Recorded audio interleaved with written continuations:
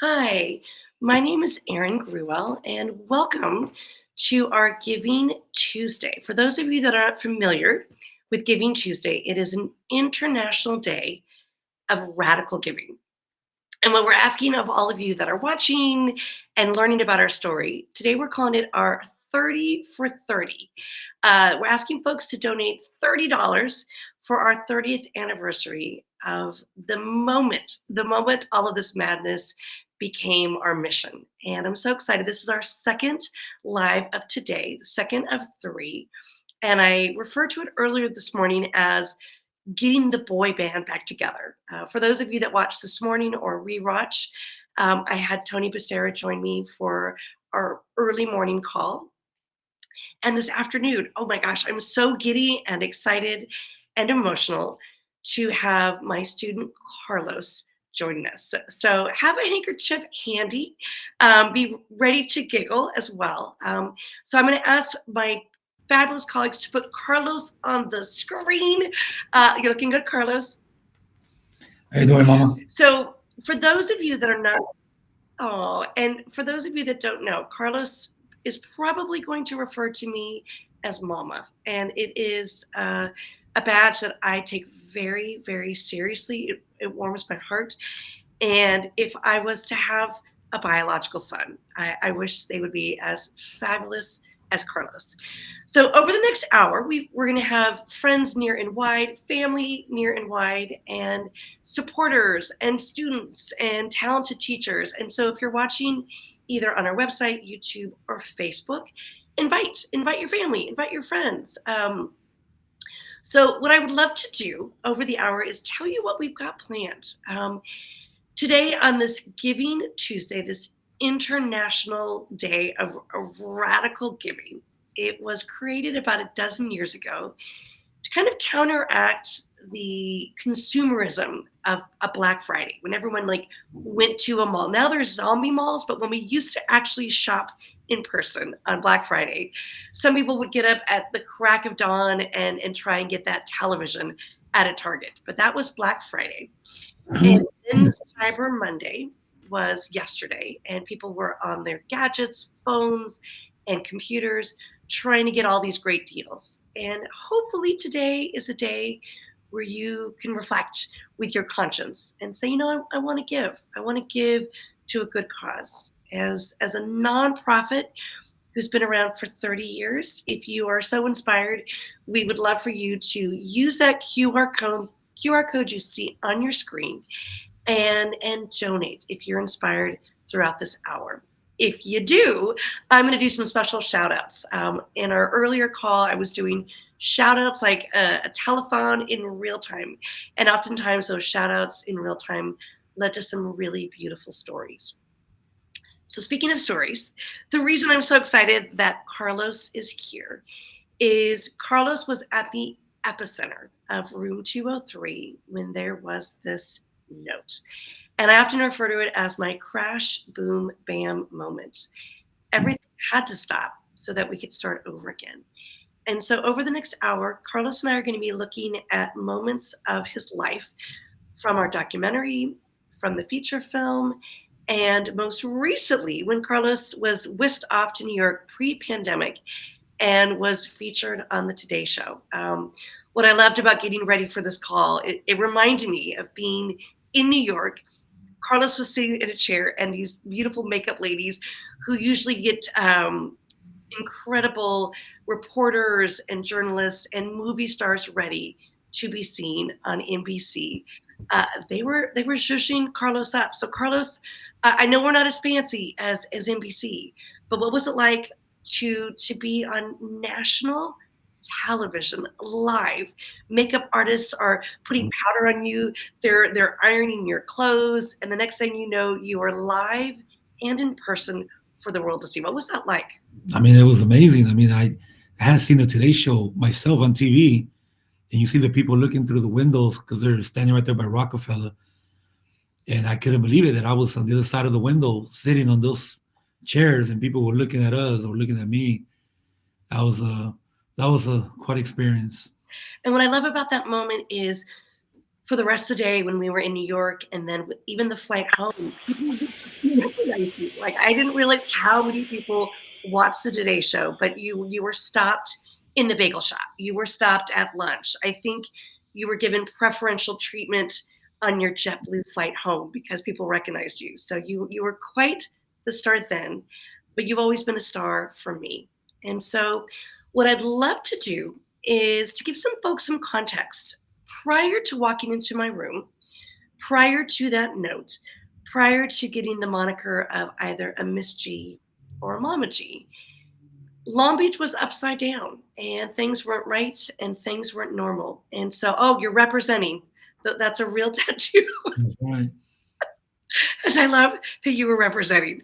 Um, in your childhood days, what I'd love to do is I want to show the audience in a moment a small clip from our documentary that I think is really going to set the scene and the stage for being a teenager in Long Beach. And so we're going to actually go back to 1992.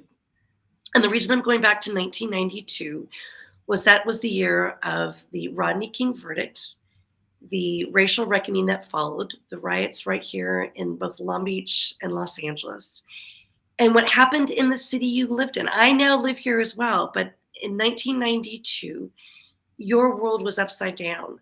People were looting. There was fires, smoke, billowing, and ash in the air.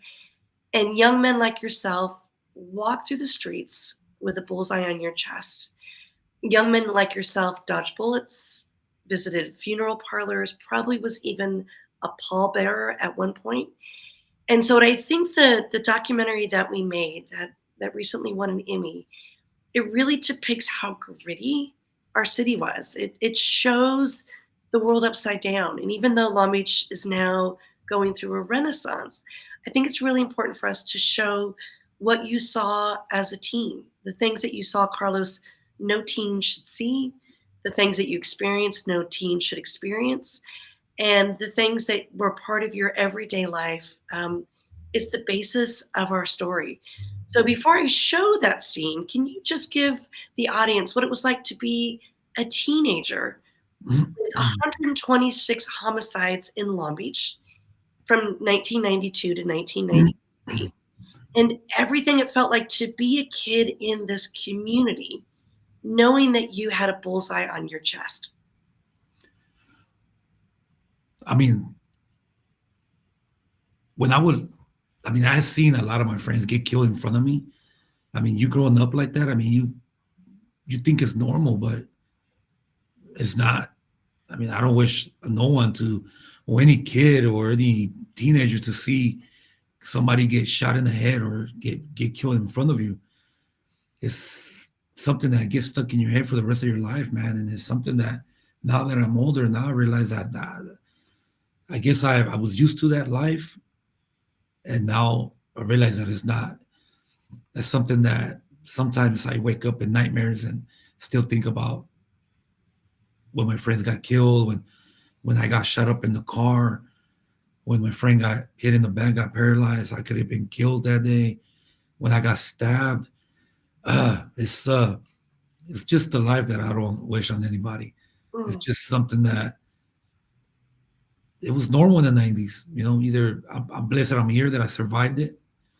I could have been dead, but somehow it wasn't my time. But I seen a lot of stuff in my life as a young kid that I don't wish that on any other kid when I was a teenager. You know, Carlos, not only did you survive, you're thriving. And I say that with such great respect because you went from signing walls as a writer, a graffiti artist, to signing checks. You came here from work directly and have to return to work. Yeah. And freedom writers know you as a baller. You know, Carlos is probably the most financially successful freedom writer. And we say that with pride and honor, that you own your own business, that you own your own home, that you own multiple cars, and you're probably one of the most generous people. And I want to do a shout out to you. For our 30 for 30, you had volunteered before this even started that you were going to donate $30 for our 9 o'clock call, that you were going to donate $30 for this live, and that you're going to donate $30 when your dear friend Melvin is on at 6 p.m. Standard. So your generosity is not lost on me. And I see some of your amazing friends in the chat room. I see that Ty Freedom Rider just said hello, and Megan Abruzzo. So I like you've got family in the chat room supporting you. What I'd love to do is to show that scene from our documentary, because it is gritty and it's tough. And I want people, as they're watching, to see what you saw. It was unvarnished. It wasn't always on the nightly news, but it was in front of you. So let's turn our attention to the documentary. And for about 2 minutes, I'd like you to see what Carlos saw before he walked into room 203.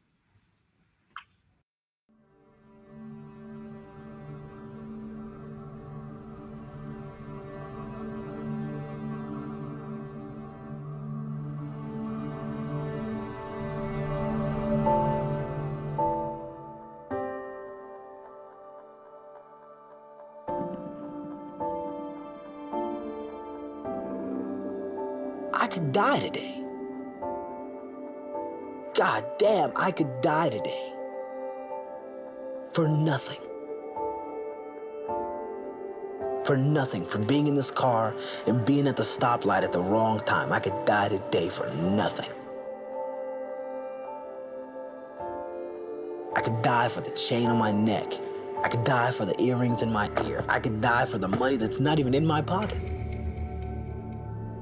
I could die today.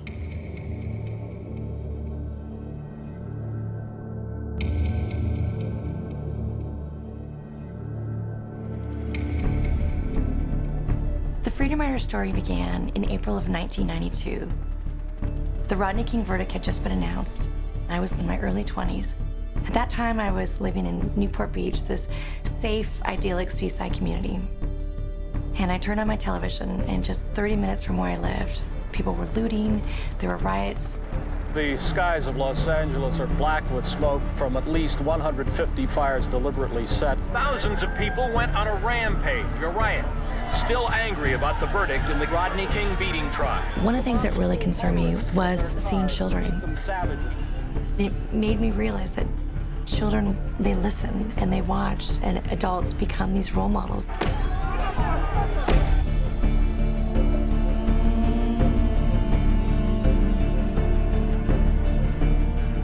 Watching that unfold and seeing those teenagers and seeing that angst and that anger, something happened, and I realized I wanted to make a difference. I wanted to be a teacher. I wanted to be a teacher in an area where those young people that were so angry were doing what I saw on television.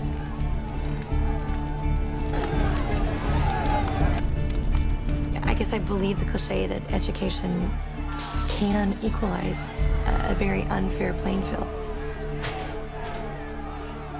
So I chose to teach English at Wilson High in Long Beach. So Carlos, a lot of that footage we just saw was Freedom Rider footage. You know, your photographs, your old camcorders recording that. And what you said earlier made me so sad that it's normal, but it's not. We should never normalize that kind of violence, that kind of destruction.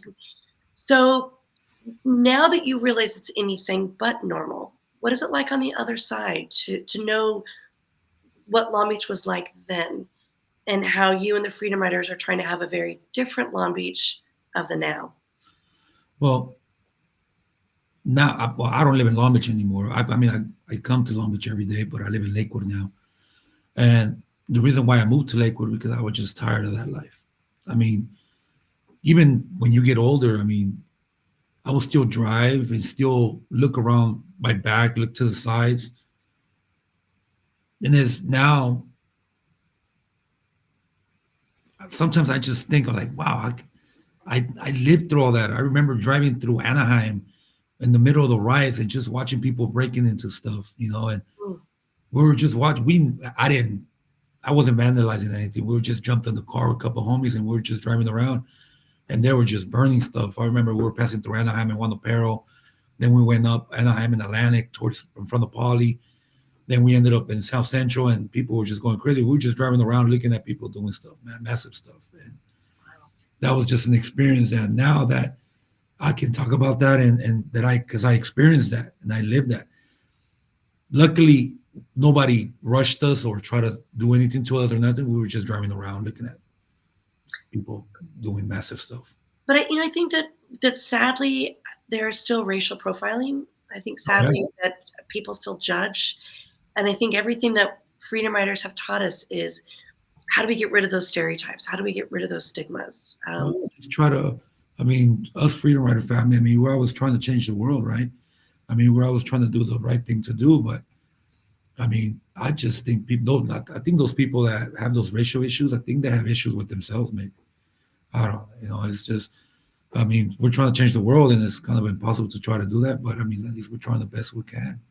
I love that. Speaking of best we can, I just got a note that Megan Abruzzo, our amazing freedom rider teacher from New York, Long Island to be exact, just donated $30 for our 30 for 30 campaign. So Thank you, Ms. Megan. we love you, Megan. If you see behind me, I have 2 books, The Freedom Rider's Diary, the original cover, and our latest book, Dear Freedom Rider. And Megan so graciously found 2 of the most dynamic students from her school, her BOCES school in Long Island, to participate in Dear Freedom Rider. And we love Megan. We've been to your home. We love your family. And boy, oh boy, do I love her boys. They send me gifts and memes. Un besito para Megan. Oh, so thank you, Megan, so much for your generosity.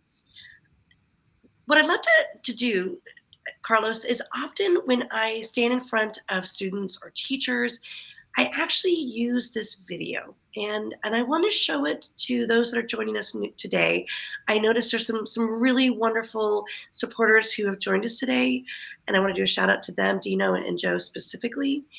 And so if you've not been in an audience where freedom riders or myself have shared our story, oftentimes what I do is I use this video with Carlos to really kind of set the stage. And when we made this video, as with today, I asked Carlos to take off his sunglasses. Carlos walked in here with the sunglasses. Put on the sunglasses for a moment, Carlos. I want them to see outside, man. Carlos that I know and love so much. But there's something about the Ray-Bans, the shades, that create kind of this barrier. And what I needed those in the audience to see is the tender side of Carlos. And I think with the sunglasses, you don't see the tears welling in his eyes, which you will see in this video.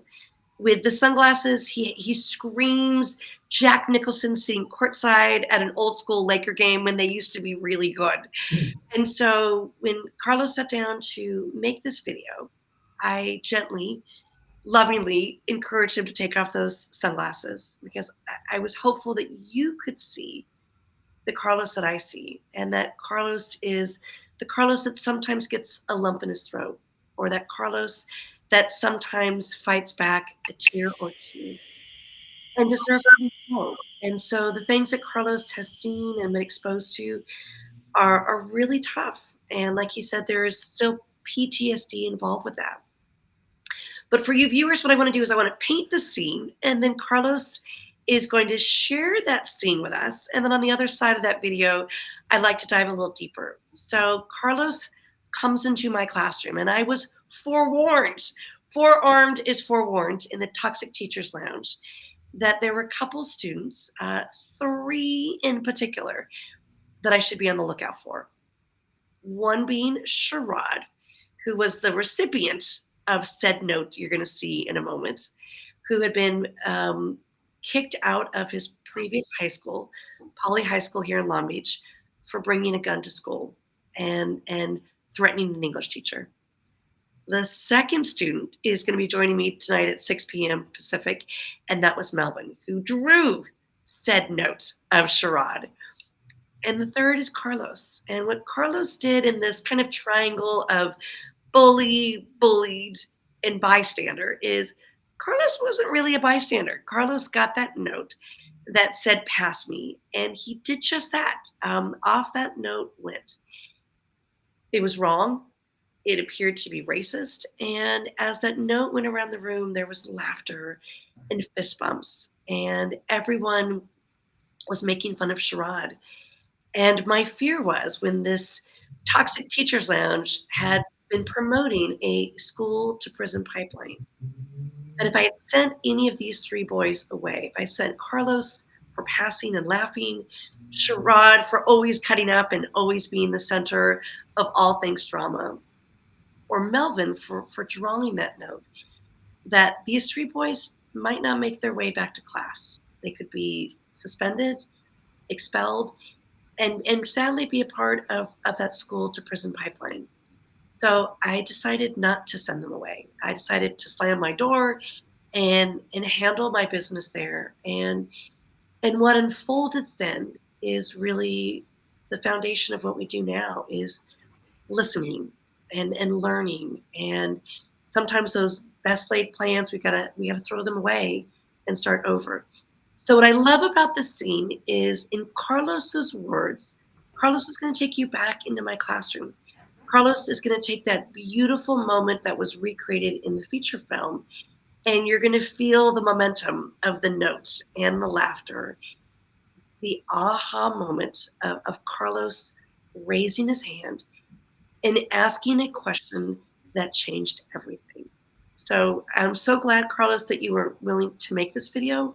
I'm so glad that you were willing to take off those sunglasses and have that tender moment. And for those of you that are seeing it for the first time, I hope you feel what I feel. Every time I see it, I just want to weep.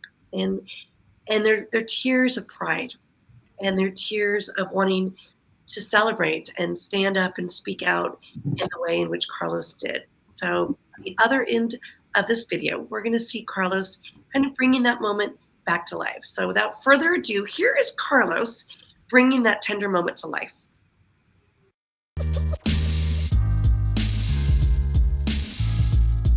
Being a Mexican American, growing up in Long Beach, and it was a lot of gang violence.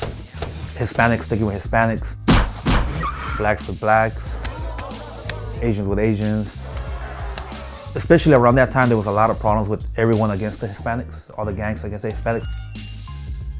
I wasn't a gang member, I used to be a tagger. I just will stick to my own.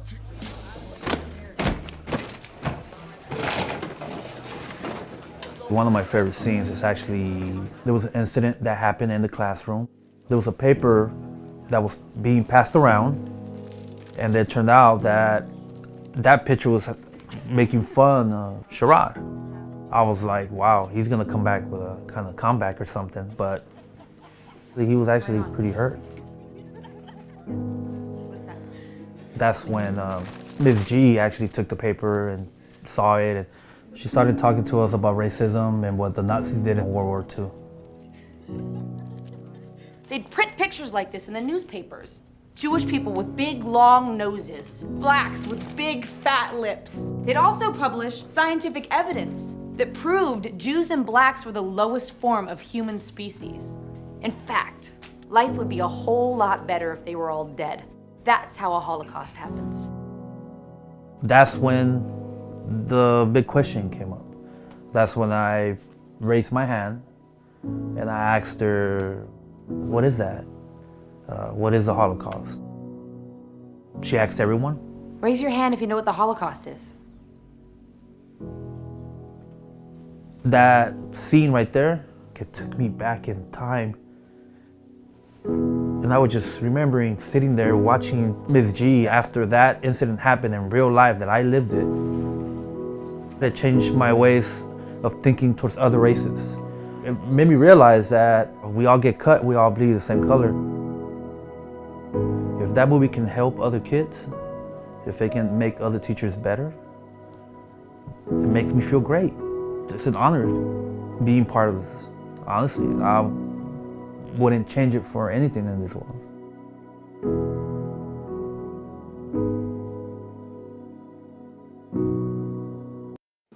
So I've shown that video to adults. I love that Michelle is just joining us from Edgemont High. Edgemont Elementary. I've shown that video to her 4th and 5th graders. And sadly, some of those 4th and 5th graders have experienced the things that you experienced, and you just want to shield a 9 and 10-year-old from the things that they've seen and the things that you've seen. So how does it feel that you are teaching kids and adults, students and teachers alike, all over the world? Well, it makes me, well, first of all, I'm glad that I'm alive still, that I survived the 90s, and two, that I'm alive to share my story. If I can help other kids, it's my pleasure. It feels great to help other kids. It feels great to help teachers, kids, parents, whoever, to give them advice, give them to let them know the life that I lived, that they don't have to live that. To make better choices than what I did back in the days, to hang around with positive people instead of negative people, make the right choices. It makes me feel good when someone tells me, you know what, the last time you spoke to this student, he graduated now from college, and he became a teacher, or he became some, that makes me feel good that at least I helped a life. I helped a person to better themselves. I didn't have that in my life. I mean, I had aunts and uncles that try to be there for me as my parents, but it's not the same when you have your own parents, and it's not the same when you have someone that's positive around you, that's giving you I gotta tell you, a positive attitude, not negativity. Someone that's there giving you advice and always being there for you and motivating you. I didn't have any of that. I did whatever I have, that little bit that I have, and the person that I have become is because I think everything that I lived, it made me the person, and it made me a strong person, and it made me the person who I am, and it will never change me, even if I was broken, if I was not, I was being the same person. Oftentimes when I meet young kids, I talk about origin stories. Every superhero has an origin story, and every superhero has something that makes them larger than life that they've overcome. And I always say that Captain America has a shield, and Iron Man has a suit. And for you, maybe those sunglasses are your shield from seeing some of the bad, and exposing it. Because when I see you, I just want to squeeze you. I just want to hug you. I just want to do what you did not receive as a child, because as a child, you were essentially abandoned by your parents. And I think that origin story is really important for people to understand, that as a baby, you were left behind. I did say on one of the interviews that I looked at you as the mother that I didn't have as a kid. I did. I remember saying that, and it's true. That's how much respect I had for you, because I didn't look at you as a teacher. I looked at you as that mom that I didn't have at home. Everywhere we go, I tell people you are my son, and they kind of look at me and they look at you, and I love that. And I have loved that for Freedom Riders, family is what we have made. Family is what we have chosen. I love that I just got a note that our sweet Michelle, that I was just speaking so lovingly about, from Edgemont Elementary, who's got those delicious 4th and 5th graders, she just donated for our 30 for 30 campaign. Thank you, Michelle. And I think when people think of 4th and 5th graders, oftentimes people think, oh, what could they have seen and what can they know? And Carlos, having been to Moreno Valley with me often, the things that happened in Long Beach and Los Angeles were just moved to Moreno Valley through gentrification. And so a lot of these kids experience what you and Ty, who's in the chat room, has experienced. And I think as a young boy, you were not given a safe space to be sad, a safe space to cry if you were scared, a warm hug from a mom. You didn't even get that warm meal. So when you didn't have some of those things after your grandma passed away, what was that like to go to school and not have a warm meal or not have brand shoes? I mean, there was a time that, like I said, I would stay with aunts and uncles, and maybe they did their best, but there was a time that I I slept in an alley for like a week, and I was trying to figure out a way how to eat or survive or whatever. But even when I was going to high school, I mean, I looked like a normal kid, but in reality, I wasn't. You know, nobody knew my issues that I had. Nobody knew that I would live at a certain home and then I'll go to another home, and I didn't have a stable home to a certain time, to a certain point. But if it wasn't because of those government lunch tickets, I wouldn't have ate. You know, there was times that I would have money. There was times I wouldn't have any money. So it's tough. It's tough when you are raised like that.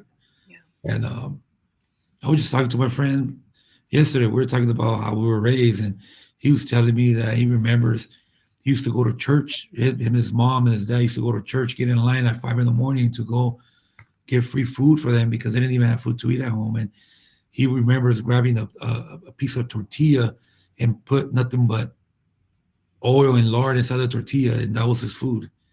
And that's crazy. And we're talking about that. And now he's also, I'm very proud of him because he also owns his own restaurant now, and he's been through a lot. So, you know, we love our Sue Ellen Alpazar, Freedom Rider.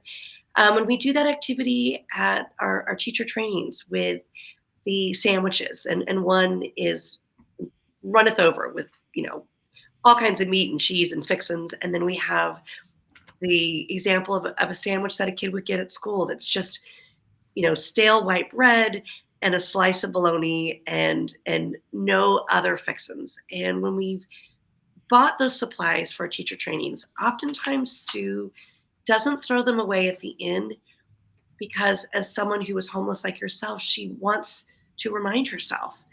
And in a strange way, there's like comfort in that piece of bologna. And so is there things from your childhood that you desperately wanted and did not have that you now covet?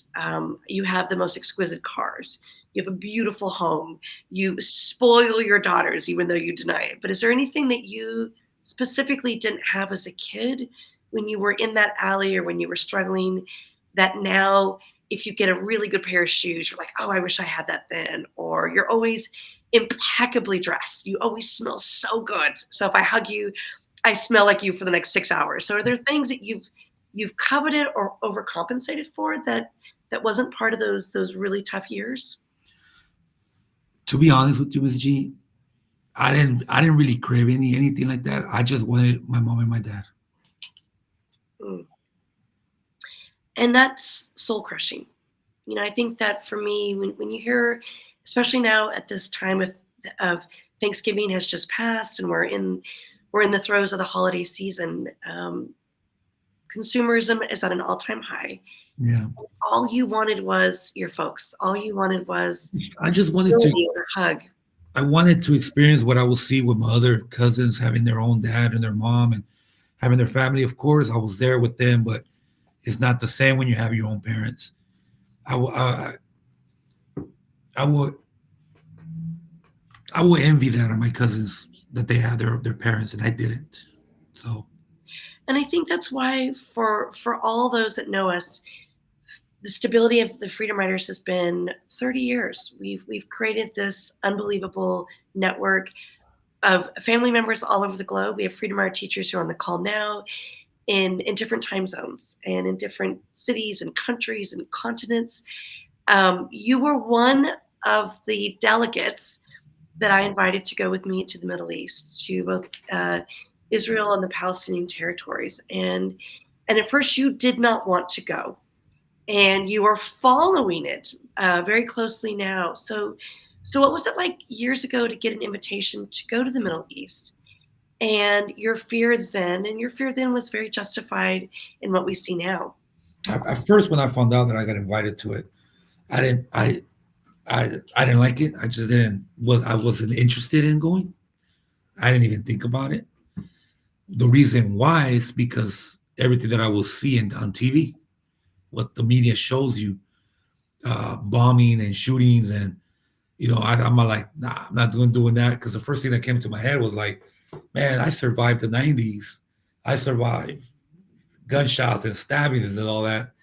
I'm not going over there and and and get killed. Now that I got two daughters, now that I have something to live for, not that I didn't have nothing to live for when I was a kid, but at least it was you do think different when you were a youngster, and I didn't have that responsibility of my two daughters.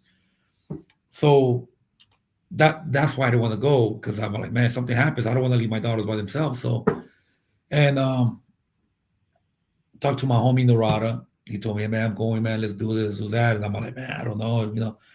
But then my daughters talked to me and they told me, you know what, you have to go. And if they invite you, it's something that if you can try to help someone out there, give some advice or whatever, do it. So I did it. My daughters didn't convince me. They just told me you need to do it because it's something, you know what, a lot of people would love to be in your shoes and they would love to be freedom riders or whatever, and it's nice what you do. So I said, okay, you know what, I'll do it. And I ended up doing it, and I'm glad that I ended up going. I'm glad that I ended up getting invited. It was probably one of the best trips I had so far in my life. It was wonderful that I was able to speak to Israelis and Palestinians. It was a wonderful, beautiful experience. Totally the opposite from what I thought, what I would see on TV. Because I didn't even know they had a nice airport. Their airport is better than ours. Oh no. I thought we were gonna just show up in sand and camels and cows and that's it. And they have an ocean. I didn't even know they had an ocean. It was wonderful. And the people are not what people say they are. They're both wonderful people on both sides on the walls. I hope that someday they can fix their issues and get along and live a nice life. I mean, this And stuff maybe- they're going through right now. I think our work is not done. I think when we were there, we got to see the division, and I think when we came back, we tried to help tear down walls, and we tried to make people feel that it's hard to hate who you know. So we got to get to know each other. Speaking of getting to know, there's several Freedom Rider teachers on the call, whether Facebook or YouTube, and I just want to do a shout out who have the spirit of radical giving on Giving Tuesday. Nick Dara in Westmoreland just donated $50. Thank you, Nick. That's unbelievably amazing. Happy birthday, by the way. Tammy Purrington, also from upstate New York in Secoit, donated $31, and we thank you. And I know she's on the call right now. And a big spender, oh my goodness, Rich Cooper, who is part of our Freedom Rider delegation, who met all of those amazing Middle Easterners who came to Long Beach to be trained, donated $153. Oh my gosh, Rich, thank you, thank you, thank you. So those of you that are just feeling the spirit of giving, you can use that QR code on the screen. We're calling it 30 for 30, that $30. Carlos kicked it off. He donated $30 this morning at 9 with our call with Tony. He donated $30 for this call, and he's going to donate $30 at 6 p.m. Pacific when his buddy Melvin is on the call. So for those of you that have donated, thank you. Every single cent, we pay it forward. And I want to just put a picture on the screen of paying it forward. It's a picture of those girls that Carlos talked about, Sweet, Sophie, and Melanie. Both of them are recipients of the Freedom Rider Scholarship that we do annually. And I want to brag about us girls. Sweet Sophie is now flying for United Airlines, and I'm destined to see her. I'm like a 1,000,000-mile flyer on almost every airline, so I can't wait till I am on a plane and Sweet Sophie is my flight attendant and will take very good care of me. The other incredible daughter, Melanie, is in graduate school. She was a recipient of our scholarship, went off to California State University, Long Beach, in 4 years, in the middle of a pandemic, no less, and is getting an advanced degree in food science chemistry. Yeah. And if you've ever seen a peacock strut their stuff, that is what it's like when Carlos is either talking about his girls or right between his girls. So Carlos, we have loved watching this journey of these beautiful, talented girls. Melanie was an amazing singer. Sophie is one of the best soccer players I have ever seen. She's like bend it like Beckham. But as a dad, you made sure your girls wanted for nothing because as a kid, you didn't have anything. So what has that been like, knowing that they were able to do and follow their dreams, and you got to help it make it a little easier? Well, I was there to help them, to give them what I didn't have as a kid. Maybe sometimes it's good or it's bad, or maybe sometimes it's bad when you give them everything. But I didn't think about that. I just wanted to give them what I didn't have. I didn't have that, so I did whatever I could to try to get them to go to school and try to be successful, or try to do something with their lives, And I'm very proud of both of them. One of them was a flight attendant for United Airlines, Sophia, and Melanie's still going to school. I think she's getting her master's still, but she's a food science chemist and she works at a lab also. And they're both doing great. I'm a very, very proud father, and I can't say nothing else about it. It's I think me and her mom did a great job. I think you did. I think one of my proudest moments is when freedom writer Yadira, her amazing son, we call him the doctor, Riddell, came to me and said he wanted to ask your daughter to his senior prom. And I was terrified. I didn't know what you were going to say. And with hat in hand, he went to you and asked if he could take your daughter, two Freedom Rider kids, to the senior prom at Wilson High School. Both of them graduated with honors. Both of them graduated college in 4 years. And Carlos, you said yes. I would be terrified as a young man to come and ask you to take your daughter to anything. And I mean, what can I do? It's part of life. I mean, all I could do is make it fun for them. I don't want to be that type of parent to be all like, oh, you can't go out, you can't do this, you can't do that. You got to give them stability. You got to give them trust. You gotta have trust in your kids. So what I did, I motivated Rodell, and I said, go ahead, do it. But I also give him credit for asking me if it was okay. I said, you don't have to worry about me. You're going to have to worry about her, not me. So I gave him my blessing, and I'm glad that they went together, and because I know he's such a good kid, man. And Yadira's also wonderful, and as you remember, I mean, I think you were more happy than her. Oh, I was beside myself. I was living vicariously. We sponsored the prom party, and when all of their friends and family came, I was giddy. I was beside myself. And real quick, Ms. G, I see that my cousin Alex Gutierrez, she's on. Hi, Alex. Alex, her name is Alex Alejandro. Oh, I love that. Well, I'd love to do a shout out to a new friend from New Jersey. Trixie just donated $150 to our Giving Tuesday. Trixie, thank you. Every single penny of today goes towards our products, our programs, scholarships, and being able to send Carlos and Freedom Rider kids into the world. We now have Riddell working with us. He was an intern in high school, and now he's on staff. He's so bossy. He corrects me. I asked him one thing a day, and he said, Miss G, I don't need you for clout. So I'm always waiting for Riddell to, put me down in size. And I just have loved watching this next generation of sons and daughters find their dreams.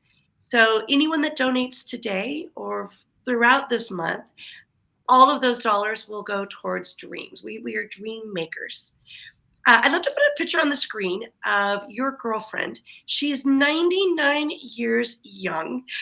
You met her 30 years ago, Carlos. Her name was Renee Firestone, and she is an Auschwitz survivor. I took that photo 3 weeks ago at the Museum of Tolerance. She is standing beside her portrait in the Holocaust Survivor Portrait Gallery. And as you know, she did the Death March. She didn't even have a chance to go to high school and graduate. She was in Auschwitz, Auschwitz-Birkenau, lost every member of her family, and for 30 years has been telling her story.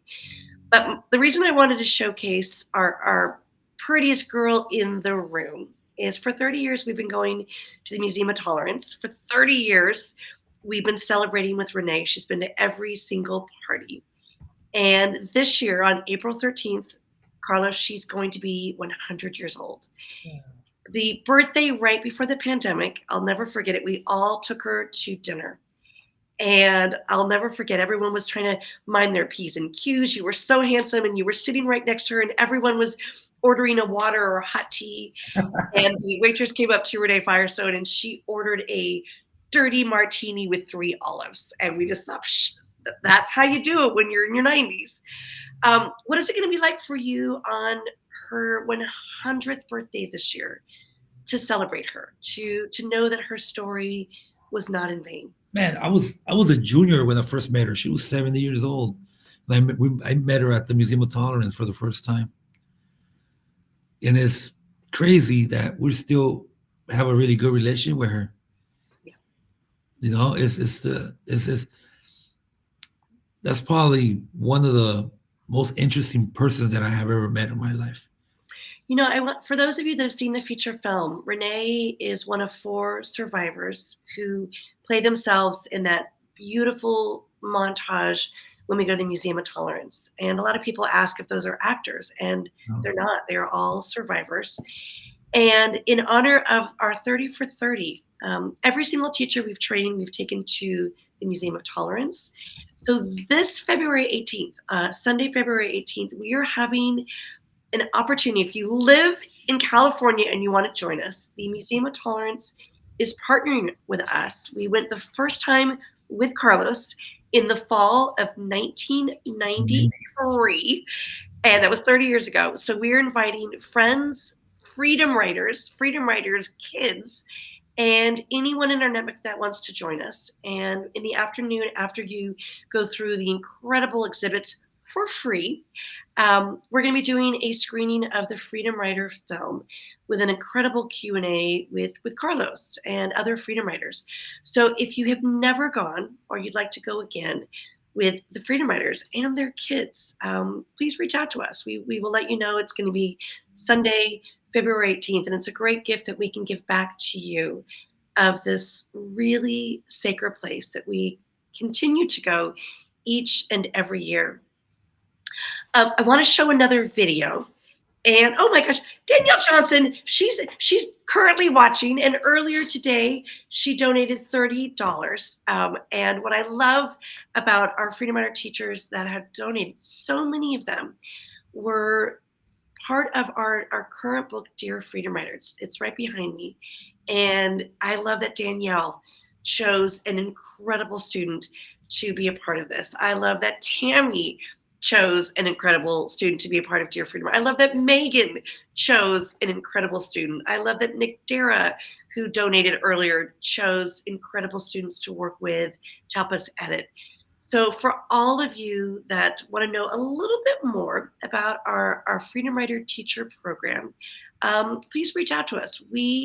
Carlos, if I can get him away from work on either that Saturday or Sunday when we have teachers, he has a line around the building that just want to meet him. And Carlos, you are so beloved by our teachers that this year we were hosting a symposium.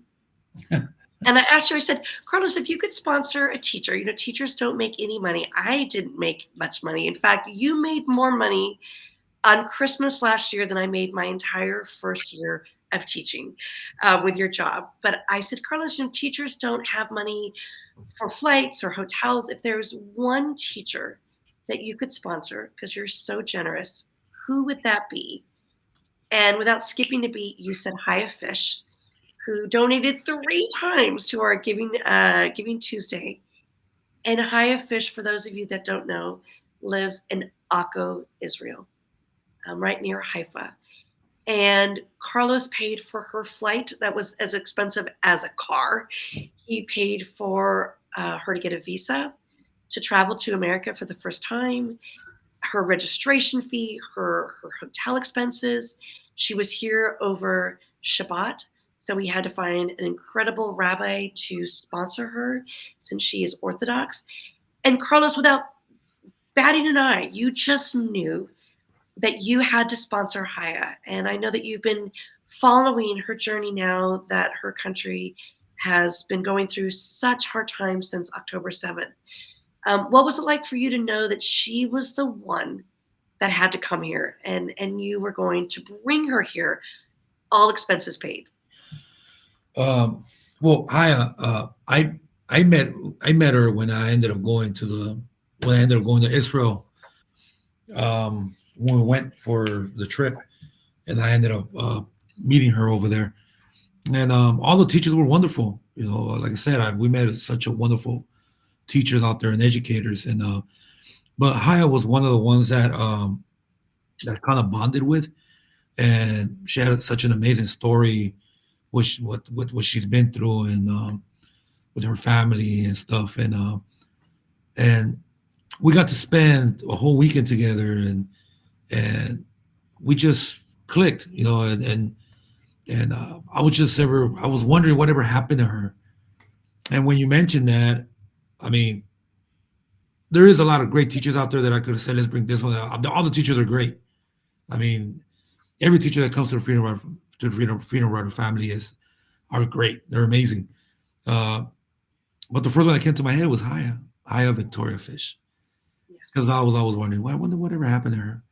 And now you know she is larger than life. She actually made your name into an adverb, a verb, an adjective. Everything is so Carlos. and for those And people so, that don't know, she actually gave me this right here, oh, I love that you wear it every day. and I wear it every day. I don't take it off, and this is a thank you. You know, I appreciate. First of all, I want to thank her for being able to come.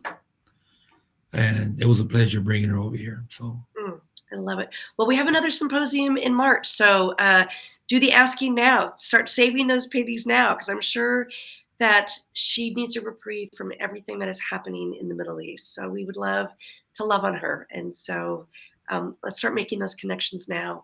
I also noticed in the chat room that Michelle, our amazing teacher from Edgemont Elementary, her particular group of Freedom Rider teachers were not able to go to the Museum of Tolerance because they had a 4-day model rather than our 5-day model. So she's in. She's going to be there on February 18th. Michelle, you're going to love it because it's just for us. They're opening the museum on that day for the Freedom Rider family. So if you're on this call, if you're in our family, if you're part of our network, it's going to be free. We will probably be able to get buses from certain schools. So if we can get a cadre specifically from Moreno Valley, let's bring you in style. But what I want to do real quickly is I want to show off a little bit. I was asked on the 20th anniversary of the Freedom Riders new book, 20 news stories on the 20th anniversary. Your stories included, Carlos, to submit some names to the powers that be at NBC. And the powers at NBC were going to choose 2 Freedom Riders to fly to New York, to spend a few days in New York, and to go on live. And they immediately chose you and your gorgeous partner in crime, Latia, who I often refer to as our Beyonce. And so we're not going to have a chance to see all of that segment, but I do want to show a little bit of that precursor that they showed on NBC. And then the world shut down, as we know it. The pandemic happened. And this particular segment with you, I don't know if you know this, Carlos, usually on the news, they only show a segment once. It's one and done. They showed it once in November. It was so incredibly popular. They called and asked, can we show it again during the Christmas vacation? I said, oh my God, absolutely. I'm so honored that you would want to show it yet again.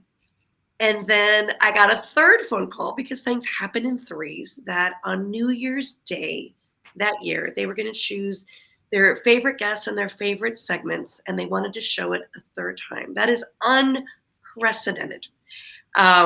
And that is something that I really have to thank you and Latia for being such an incredible guest to sit next to Al Roker and the team. So I want the audience to was not familiar with this NBC segment, to just get a little bit of Carlos. And on the other side of this video, I'd love for you to talk about what that was like to represent on live television our message and our movement. So this is Carlos and Latia on the Today Show on NBC. I couldn't keep my mind off my new gun. For a class of Long Beach, California teenagers, putting pen to paper helped rewrite their own futures. For me, it was how can I reach every kid? How can I make them want to learn? In 1993, Erin Gruwell was a high school teacher with high hopes of educating these at-risk kids. But when a racist drawing of a student was passed around class, Erin knew she had more to teach than what was in the textbooks. She mentioned something about Jewish people back in the Holocaust, and I asked her, what is that?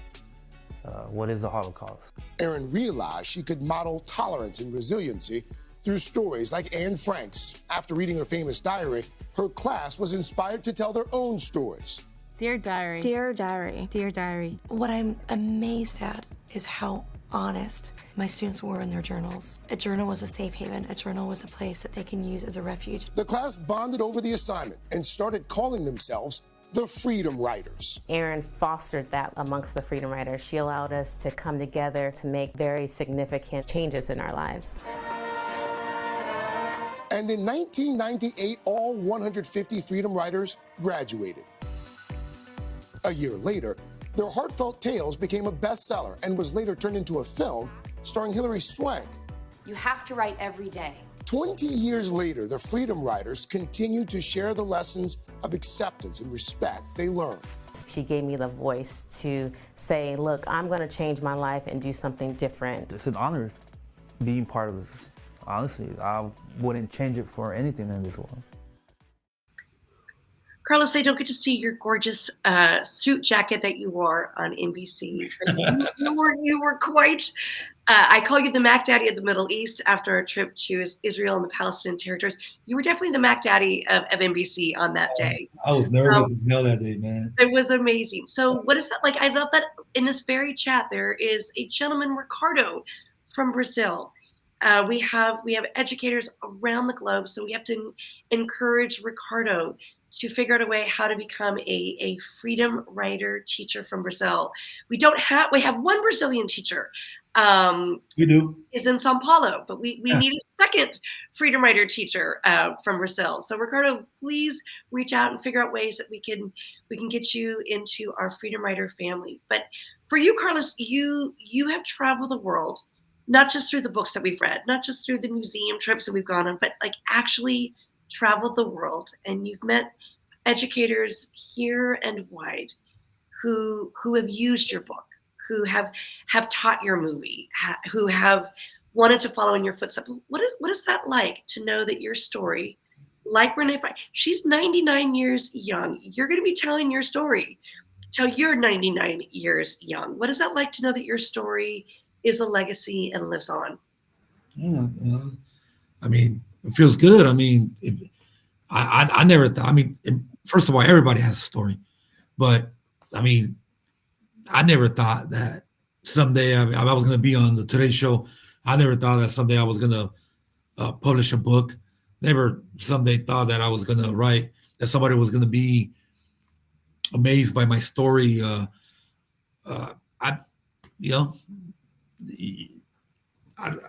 Nothing's impossible in this world. You know, like I said, for being a young kid as a tagger, and now being someone that, or try to be someone that you can help, feels great. I mean, I have no words for it.